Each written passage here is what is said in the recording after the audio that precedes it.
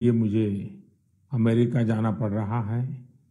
तो मैंने सोचा कि अच्छा होगा कि अमेरिका जाने से पहले ही मैं मन की बात रिकॉर्ड कर दूं। सितंबर में जिस दिन मन की बात है, उसी तारीख को एक और महत्वपूर्ण दिन होता है। वैसे तो हम लोग बहुत सारे डेज याद रखते हैं, तरह तरह के डेज मनाते भी हैं। और अगर अपने घर में नौजवान बेटे बेटी हो, अगर उनको पूछोगे तो पूरे साल भर के कौन से डे कब आते हैं आपको पूरी सूची सुना देंगे। लेकिन एक और डे ऐसा है जो हम सबको याद रखना चाहिए, और ये डे ऐसा है जो भारत की परंपराओं से बहुत सुसंगत है। सदियों से जिस परंपराओं से हम जुड़े हैं उससे जोड़ने वाला है। ये है वर्ल्ड रिवर डे, यानी विश्व नदी दिवस। हमारे यहां कहा गया है, पिबन्ति नद्यः स्वयमेव नाम्भः, अर्थात नदियां अपना जल खुद नहीं पीती बल्कि परोपकार के लिए देती है। हमारे लिए नदियां एक भौतिक वस्तु नहीं है, हमारे लिए नदी एक जीवंत इकाई है। और तभी तो हम नदियों को माँ कहते हैं। हमारे कितने ही पर्व हो, त्योहार हो, उत्सव हो, उमंग हो, ये सभी हमारी इन माताओं की गोद में ही तो होते हैं। आप सब जानते ही हैं, माघ का महीना आता है तो हमारे देश में बहुत लोग पूरे एक महीने माँ गंगा या किसी और नदी के किनारे कल्पवास करते हैं।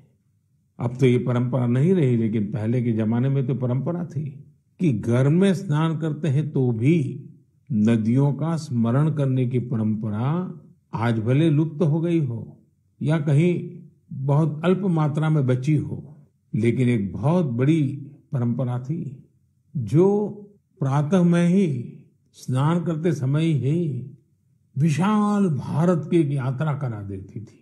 मानसिक यात्रा, देश के कोने कोने से जुड़ने की प्रेरणा बन जाती थी। और वो क्या था, भारत में स्नान करते समय एक श्लोक बोलने की परंपरा रही है। गंगे च यमुने चैव गोदावरी सरस्वती नर्मदे सिंधु कावेरी जले अस्मिन सन्निधि कुरु। पहले हमारे घरों में परिवार के बड़े ये श्लोक बच्चों को याद करवाते थे, और इससे हमारे देश में नदियों को लेकर आस्था भी पैदा होती थी। विशाल भारत का एक मानचित्र मन में अंकित हो जाता था। नदियों के प्रति जुड़ाव बनता था। जिस नदी को माँ के रूप में हम जानते हैं, देखते हैं, जीते हैं, उस नदी के प्रति एक आस्था का भाव पैदा होता था। एक संस्कार प्रक्रिया थी। साथियों, जब हमारे देश में नदियों की महिमा पर बात कर रहे हैं तो स्वाभाविक रूप से हर कोई एक प्रश्न उठाएगा, और प्रश्न उठाने का हक भी है, और इसका जवाब देना ये हमारी जिम्मेवारी भी है। कोई भी सवाल पूछेगा कि भाई आप नदी के इतने गीत गा रहे हो, नदी को माँ कह रहे हो, तो ये नदी प्रदूषित क्यों हो जाती है? हमारे शास्त्रों में तो नदियों में जरा सा प्रदूषण करने को भी गलत बताया गया है, और हमारी परंपराएं भी ऐसी रही है। आप तो जानते हैं, हमारे हिंदुस्तान का जो पश्चिमी हिस्सा है, खास करके गुजरात और राजस्थान, वहाँ पानी की बहुत कमी है। कई बार अकाल पड़ता है, और इसलिए वहाँ के समाज जीवन में एक नई परंपरा डेवलप हुई है। जैसे गुजरात में बारिश की शुरुआत होती है तो गुजरात में जल जीलनी एकादशी मनाते हैं। मतलब कि आज के युग में हम जिसको कहते हैं कैच द रेन, वो वही बात है कि जल के एक एक बिंदु को अपने में समेटना, जल जीलनी। उसी प्रकार से बारिश के बाद बिहार और पूरब के हिस्सों में छठ का महापर्व मनाया जाता है। मुझे उम्मीद है कि छठ पूजा को देखते हुए नदियों के किनारे घाटों की सफाई और मरम्मत की तैयारी शुरू कर दी गई होगी। हम नदियों की सफाई और उन्हें प्रदूषण से मुक्त करने का काम सबके प्रयास और सबके सहयोग से कर ही सकते हैं। नमामि गंगे मिशन भी आज आगे बढ़ रहा है, तो इसमें सभी लोगों के प्रयास एक प्रकार से जन जागृति, जन आंदोलन, उसकी बहुत बड़ी भूमिका है। साथियों, जब नदी की बात हो रही है, माँ गंगा की बात हो रही है, तो एक और बात की और भी आपका ध्यान आकर्षित करने का मन करता है। बात जब नमामि गंगे की हो रही है, तो जरूर एक बात पर आपका ध्यान गया होगा और हमारे नौजवानों का तो पक्का गया होगा। आजकल एक विशेष ई ऑक्शन, ई नीलामी चल रही है। ये इलेक्ट्रॉनिक नीलामी उन उपहारों की हो रही है जो मुझे समय समय पर लोगों ने दिए हैं। इस नीलामी से जो पैसा आएगा वो नमामि गंगे अभियान के लिए ही समर्पित किया जाता है।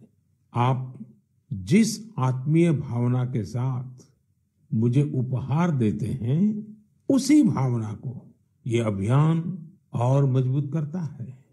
साथियों, देश भर में नदियों को पुनर्जीवित करने के लिए, पानी की स्वच्छता के लिए सरकार और समाज सेवी संगठन निरंतर कुछ न कुछ करते रहते हैं। आज से नहीं, दशकों से ये चलता रहता है। कुछ लोग तो ऐसे कामों के लिए अपने आप को समर्पित कर चुके होते हैं और यही परंपरा, यही प्रयास, यही आस्था हमारी नदियों को बचाए हुए है। और हिंदुस्तान के किसी भी कोने से जब ऐसी खबरें मेरे कान पे आती हैं, ऐसे काम करने वालों के प्रति एक बड़ा आदर का भाव मेरे मन में जगता है और मेरा भी मन करता है कि वो बातें आपको बताऊं। आप देखिए, तमिलनाडु के वेल्लोर तिरुवन्नामलाई जिले का एक उदाहरण देना चाहता हूं। यहाँ एक नदी बहती है, नागा नदी। अब ये नागा नदी बरसों पहले सूख गई थी। इस वजह से वहां का जलस्तर भी बहुत नीचे चला गया था। लेकिन वहां की महिलाओं ने बीड़ा उठाया कि वो अपनी नदी को पुनर्जीवित करेगी। फिर क्या था, उन्होंने लोगों को जोड़ा, जन भागीदारी से नहरें खोदी, चेक डैम बनाए, रिचार्ज कुएं बनाए। आपको भी जानकर के खुशी होगी साथियों कि आज वो नदी पानी से भर गई है। और जब नदी पानी से भर जाती है ना, तो मन को इतना सुकून मिलता है। मैंने प्रत्यक्ष इसका अनुभव किया है। आप में से बहुत लोग जानते होंगे कि जिस साबरमती के तट पर महात्मा गांधी ने साबरमती आश्रम बनाया था, पिछले कुछ दशकों में ये साबरमती नदी सूख गई थी। साल में 6-8 महीने पानी नजर ही नहीं आता था। लेकिन नर्मदा नदी और साबरमती नदी को जोड़ दिया, तो अगर आज आप अहमदाबाद जाओगे तो साबरमती नदी का पानी ऐसा मन को प्रफुल्लित करता है। इसी तरह बहुत सारे काम, जैसे तमिलनाडु की हमारी ये बहनें कर रही हैं, देश के अलग अलग कोने में चल रहे हैं। मैं तो जानता हूं कई हमारे धार्मिक परंपरा से जुड़े हुए संत है, गुरुजन है, वे भी अपनी आध्यात्मिक यात्रा के साथ साथ पानी के लिए, नदी के लिए बहुत कुछ कर रहे हैं। कई नदियों के किनारे पेड़ लगाने का अभियान चला रहे हैं, तो कहीं नदियों में बह रहे गंदे पानी को रोका जा रहा है। साथियों, वर्ल्ड रिवर डे जब आज मना रहे हैं, तो इस काम से समर्पित सबकी मैं सराहना करता हूं, अभिनंदन करता हूं। लेकिन हर नदी के पास रहने वाले लोगों को, देशवासियों को मैं आग्रह करूंगा कि भारत में कोने कोने में साल में एक बार तो नदी उत्सव मनाना ही चाहिए। मेरे प्यारे देशवासियों, कभी भी छोटी बात को, छोटी चीज को छोटी मानने की गलती नहीं करनी चाहिए। छोटे छोटे प्रयासों से कभी कभी तो बहुत बड़े बड़े परिवर्तन आते हैं। और अगर महात्मा गांधी जी के जीवन की तरफ हम देखेंगे तो हम हर पल महसूस करेंगे कि छोटी छोटी बातों की उनके जीवन में कितनी बड़ी अहमियत थी और छोटी छोटी बातों को लेकर के बड़े बड़े संकल्पों को कैसे उन्होंने साकार किया था। हमारे आज के नौजवान को ये जरूर जानना चाहिए कि साफ सफाई के अभियान ने कैसे आजादी के आंदोलन को एक निरंतर ऊर्जा दी थी। ये महात्मा गांधी ही तो थे जिन्होंने स्वच्छता को जन आंदोलन बनाने का काम किया था। महात्मा गांधी ने स्वच्छता को स्वाधीनता के सपने के साथ जोड़ दिया था। आज इतने दशकों बाद स्वच्छता आंदोलन ने एक बार फिर देश को नए भारत के सपने के साथ जोड़ने का काम किया है और ये हमारी आदतों को बदलने का भी अभियान बन रहा है। और हम ये न भूलें कि स्वच्छता ये सिर्फ एक कार्यक्रम है। स्वच्छता ये पीढ़ी दर पीढ़ी संस्कार संक्रमण की एक जिम्मेवारी है और पीढ़ी दर पीढ़ी जब स्वच्छता का अभियान चलता है तब संपूर्ण समाज जीवन में स्वच्छता का स्वभाव बनता है। और इसलिए ये साल, 2 साल, एक सरकार दूसरी सरकार ऐसा विषय नहीं है। पीढ़ी दर पीढ़ी हमें स्वच्छता के संबंध में सजगता से, अविरत रूप से, बिना थके, बिना रुके, बड़ी श्रद्धा के साथ जुड़े रहना है और स्वच्छता के अभियान को चलाए रखना है। और मैंने तो पहले भी कहा था कि स्वच्छता ये पूज्य बापू को इस देश की बहुत बड़ी श्रद्धांजलि है और ये श्रद्धांजलि हमें हर बार देते रहना है, लगातार देते रहना है। साथियों, लोग जानते हैं कि स्वच्छता के संबंध में बोलने का मैं कभी मौका छोड़ता ही नहीं हूं और शायद इसीलिए हमारी मन की बात के एक श्रोता श्रीमान रमेश पटेल जी ने लिखा है, हमें बापू से सीखते हुए इस आजादी के अमृत महोत्सव में आर्थिक स्वच्छता का भी संकल्प लेना चाहिए। जिस तरह शौचालयों के निर्माण ने गरीबों की गरिमा बढ़ाई, वैसे ही आर्थिक स्वच्छता गरीबों को अधिकार सुनिश्चित करती है, उनका जीवन आसान बनाती है। अब आप जानते हैं, जनधन खातों को लेकर देश ने जो अभियान शुरू किया, इसकी वजह से आज गरीबों को उनके हक का पैसा सीधा सीधा उनके खाते में जा रहा है, जिसके कारण भ्रष्टाचार जैसी रुकावटों में बहुत बड़ी मात्रा में कमी आई है। ये बात सही है। आर्थिक स्वच्छता में टेक्नोलॉजी बहुत मदद कर सकती है। हमारे लिए खुशी की बात है, आज गांव देहात में भी फिनटेक, यूपीआई से डिजिटल लेन देन करने की दिशा में सामान्य मानवी भी जुड़ रहा है, उसका प्रचलन बढ़ने लगा है। आपको मैं एक आंकड़ा बताता हूं, आपको गर्व होगा। पिछले अगस्त महीने में, एक महीने में यूपीआई से 355 करोड़ ट्रांजैक्शन हुए, यानी करीब करीब 350 करोड़ से ज्यादा ट्रांजैक्शन। यानी हम कह सकते हैं कि अगस्त के महीने में 350 करोड़ से ज्यादा बार डिजिटल लेन देन के लिए यूपीआई का इस्तेमाल किया गया है। आज एवरेज 6 लाख करोड़ रुपए से ज्यादा का डिजिटल पेमेंट यूपीआई से हो रहा है। इससे देश की अर्थव्यवस्था में स्वच्छता, पारदर्शिता आ रही है और हम जानते हैं अब फिनटेक का महत्व बहुत बढ़ रहा है। साथियों, जैसे बापू ने स्वच्छता को स्वाधीनता से जोड़ा था, वैसे ही खादी को आजादी की पहचान बना दिया था। आज आजादी के 75वें साल में हम जब आजादी के अमृत महोत्सव को मना रहे हैं, आज हम संतोष से कह सकते हैं कि आजादी के आंदोलन में जो गौरव खादी को था, आज हमारी युवा पीढ़ी खादी को वो गौरव दे रही है। आज खादी और हैंडलूम का उत्पादन कई गुना बढ़ा है। और उसकी मांग भी बढ़ी है। आप भी जानते हैं, ऐसे कई अवसर आए हैं जब दिल्ली के खादी शोरूम में एक दिन में 1 करोड़ रुपए से ज्यादा का कारोबार हुआ है। मैं भी फिर से आपको याद दिलाना चाहूंगा कि 2 अक्टूबर पूज्य बापू की जन्म जयंती पर हम सब फिर से एक बार एक नया रिकॉर्ड बनाएं। आप अपने शहर में जहां भी खादी बिकती हो, हैंडलूम बिकता हो, हैंडीक्राफ्ट बिकता हो, और दिवाली का त्योहार सामने है, त्योहारों के मौसम के लिए खादी, हैंडलूम, कुटीर उद्योग से जुड़ी आपकी हर खरीदारी वोकल फॉर लोकल इस अभियान को मजबूत करने वाली हो, पुराने सारे रिकॉर्ड तोड़ने वाली हो। साथियों, अमृत महोत्सव के इसी कालखंड में देश में आजादी के इतिहास की अनकही गाथाओं को जन जन तक पहुंचाने का एक अभियान भी चल रहा है।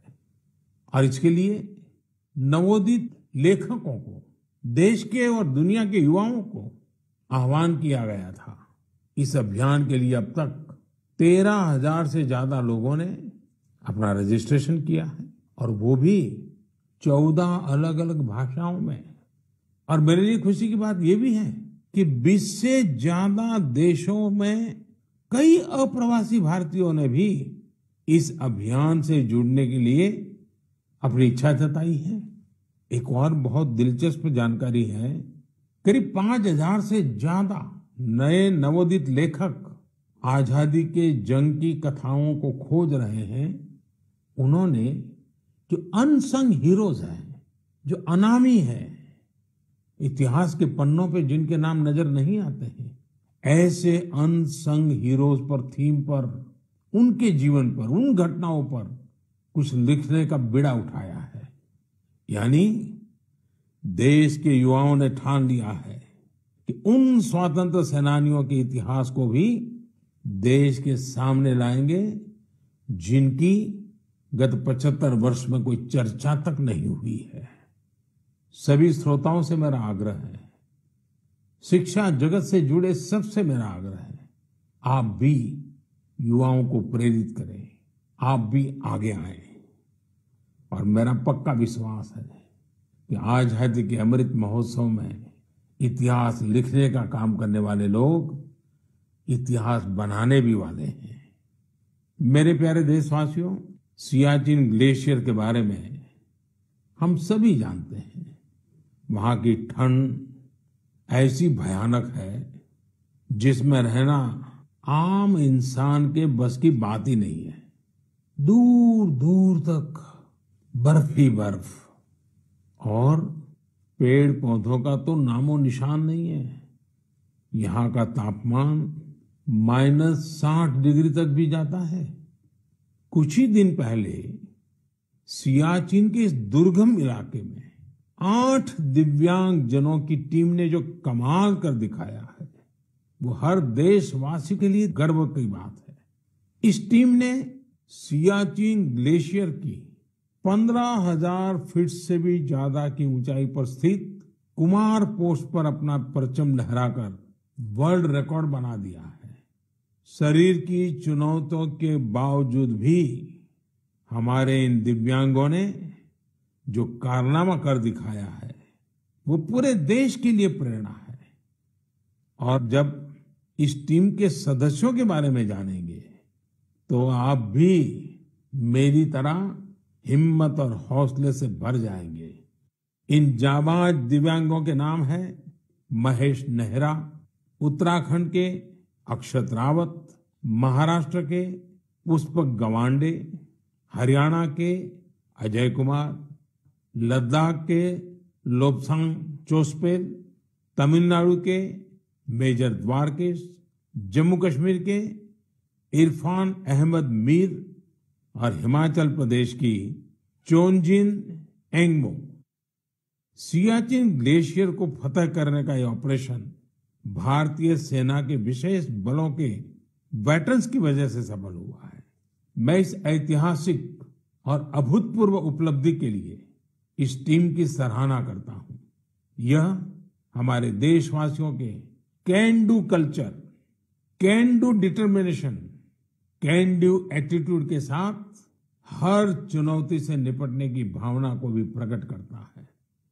साथियों, आज देश में दिव्यांग जनों के कल्याण के लिए कई प्रयास हो रहे हैं। मुझे उत्तर प्रदेश में हो रहे ऐसे ही एक प्रयास वन टीचर वन कॉल के बारे में जानने का मौका मिला। बरेली में यह अनूठा प्रयास दिव्यांग बच्चों को नई राह दिखा रहा है। इस अभियान का नेतृत्व कर रही हैं डभौरा गंगापुर में एक स्कूल की प्रिंसिपल दीपमाला पांडे जी।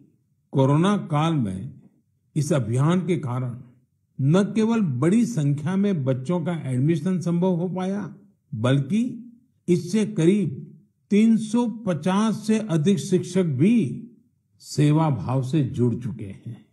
ये शिक्षक गांव-गांव जाकर दिव्यांग बच्चों को पुकारते हैं, तलाशते हैं और फिर उनका किसी न किसी स्कूल में दाखिला सुनिश्चित कराते हैं। दिव्यांग जनों के लिए दीपमाला जी और साथी शिक्षकों की इस नेक प्रयास की मैं भूरी भूरी प्रशंसा करता हूं। शिक्षा के क्षेत्र में ऐसा हर प्रयास हमारे देश के भविष्य को संवारने वाला है। मेरे प्यारे देशवासियों, आज हम लोगों की जिंदगी का हाल ये है कि एक दिन में सैकड़ों बार कोरोना शब्द हमारे कान पर गूंजता है। 100 साल में आई सबसे बड़ी वैश्विक महामारी कोविड-19 ने हर देशवासी को बहुत कुछ सिखाया है। हेल्थ केयर और वेलनेस को लेकर आज जिज्ञासा भी बढ़ी है और जागरूकता भी। हमारे देश में पारंपरिक रूप से ऐसे नेचुरल प्रोडक्ट्स प्रचुर मात्रा में उपलब्ध हैं जो वेलनेस यानी सेहत के लिए बहुत फायदेमंद है। ओडिशा के कालाहांडी के नांदोल में रहने वाले पतायत साहू जी इस क्षेत्र में बरसों से एक अनोखा कार्य कर रहे हैं। उन्होंने 1.5 एकड़ जमीन पर मेडिसिनल प्लांट लगाए हैं। यही नहीं, साहू जी ने इन मेडिसिनल प्लांट्स को डॉक्यूमेंटेशन भी किया है।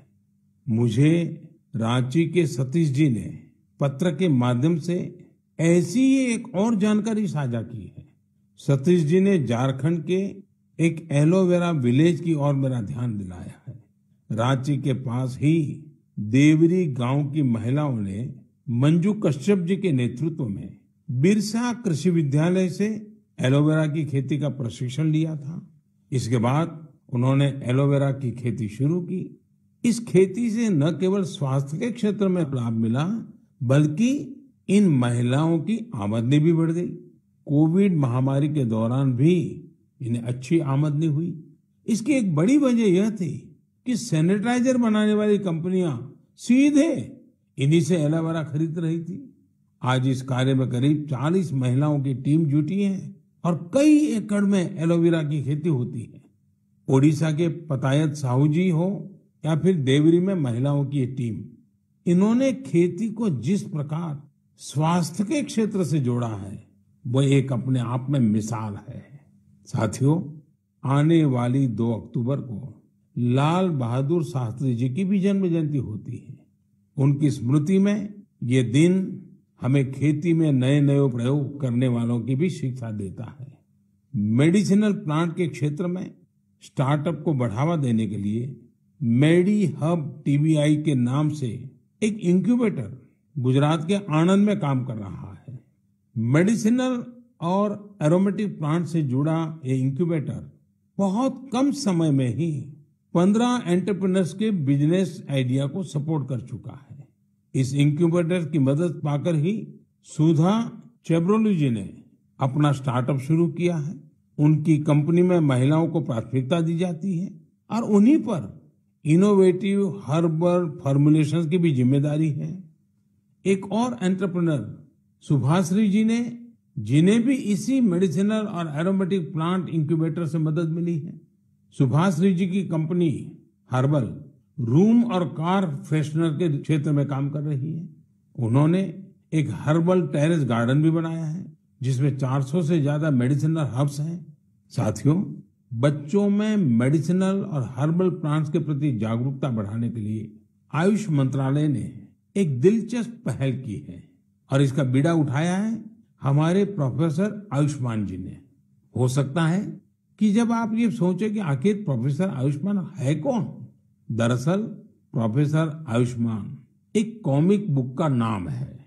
इसमें अलग अलग कार्टून किरदारों के जरिए छोटी छोटी कहानियां तैयार की गई हैं। साथ ही एलोवेरा, तुलसी, आंवला, गिलोय, नीम, अश्वगंधा और ब्रह्मी जैसे सेहतमंद मेडिसिनल प्लांट की उपयोगिता बताई गई है। साथियों, आज के हालत में जिस प्रकार मेडिसिनल प्लांट और हर्बल उत्पादों को लेकर दुनिया भर में लोगों का रुझान बढ़ा है, उसमें भारत के पास अपार संभावनाएं हैं। बीते समय में आयुर्वेदिक और हर्बल प्रोडक्ट के एक्सपोर्ट में भी काफी वृद्धि देखने को मिली है। मैं साइंटिस्ट, रिसर्चर्स और स्टार्टअप की दुनिया से जुड़े लोगों से ऐसे प्रोडक्ट की ओर ध्यान देने का आग्रह करता हूं जो लोगों की वेलनेस और इम्यूनिटी तो बढ़ाए, हमारे किसानों और नौजवानों की आय को भी बढ़ाने में मददगार साबित हो। साथियों, पारंपरिक खेती से आगे बढ़कर खेती में हो रहे नए प्रयोग, नए विकल्प लगातार स्वरोजगार के नए साधन बना रहे हैं। पुलवामा के दो भाइयों की कहानी भी इसी का एक उदाहरण है। जम्मू कश्मीर के पुलवामा में बिलाल अहमद शेख और मुनीर अहमद शेख ने जिस प्रकार अपने लिए नए रास्ते तलाशे, वो न्यू इंडिया की एक मिसाल है। 39 साल के बिलाल अहमद जी हाईली क्वालिफाइड है। उन्होंने कई डिग्रियां हासिल कर रखी है। अपनी उच्च शिक्षा से जुड़े अनुभवों का इस्तेमाल आज वो कृषि में खुद का स्टार्टअप बनाकर कर रहे हैं। बिलाल जी ने अपने घर पर ही वर्मी कंपोस्टिंग की यूनिट लगाई है। इस यूनिट से तैयार होने वाले बायो फर्टिलाइजर से न केवल खेती में काफी लाभ हुआ है, बल्कि यह लोगों के लिए रोजगार के अवसर भी लेकर आया है। हर साल इन भाइयों की यूनिट से किसानों को करीब 3000 क्विंटल वर्मी कंपोस्ट मिल रहा है। आज उनकी इस वर्मी कंपोस्टिंग यूनिट में 15 लोग काम भी कर रहे हैं। उनकी इस यूनिट को देखने के लिए बड़ी संख्या में लोग पहुंच रहे हैं और उनमें ज्यादातर ऐसे युवा होते हैं जो कृषि क्षेत्र में कुछ करना चाहते हैं।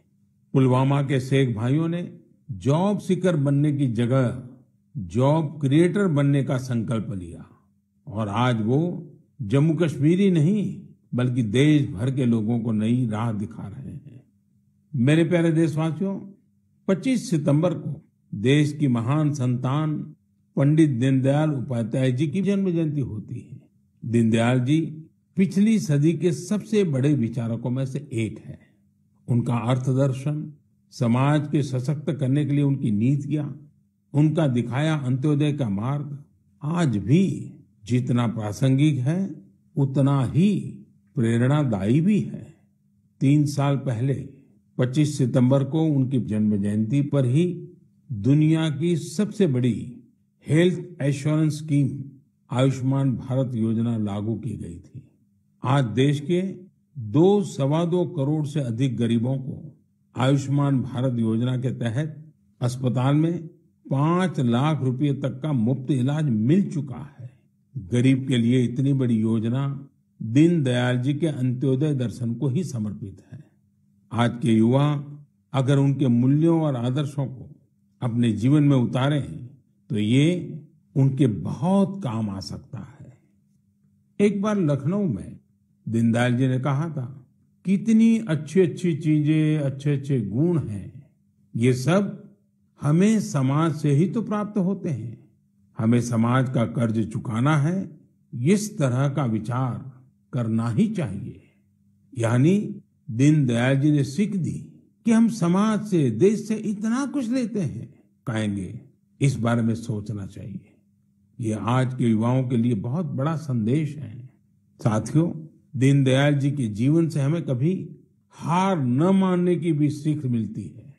विपरीत राजनीतिक और वैचारिक परिस्थितियों के बावजूद भारत के विकास के लिए स्वदेशी मॉडल के विजन से वे कभी डिगे नहीं। आज बहुत सारे युवा बने बनाए रास्तों से अलग होकर आगे बढ़ना चाहते हैं। वे चीजों को अपनी तरह से करना चाहते हैं। दीनदयाल जी के जीवन से उन्हें काफी मदद मिल सकती है। इसलिए युवाओं से मेरा आग्रह है कि उनके बारे में जरूर जानें।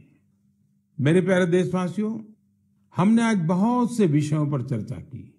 जैसा हम बात भी कर रहे थे, आने वाला समय त्योहारों का है। पूरा देश मर्यादा पुरुषोत्तम श्री राम की असत्य पर विजय का पर्व भी मनाने वाला है। लेकिन इस उत्सव में हमें एक और लड़ाई के बारे में याद रखना है, वो है देश की कोरोना से लड़ाई। टीम इंडिया इस लड़ाई में रोज नए रिकॉर्ड बना रही है।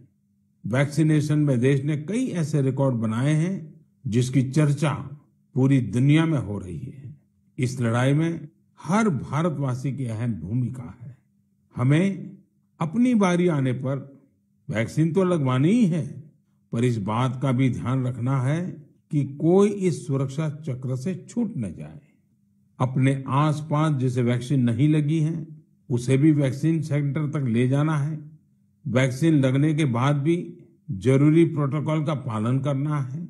मुझे उम्मीद है इस लड़ाई में एक बार फिर टीम इंडिया अपना परचम लहराएगी। हम अगली बार कुछ और विषयों पर मन की बात करेंगे। आप सभी को, हर देशवासी को त्योहारों की बहुत बहुत शुभकामनाएं। धन्यवाद।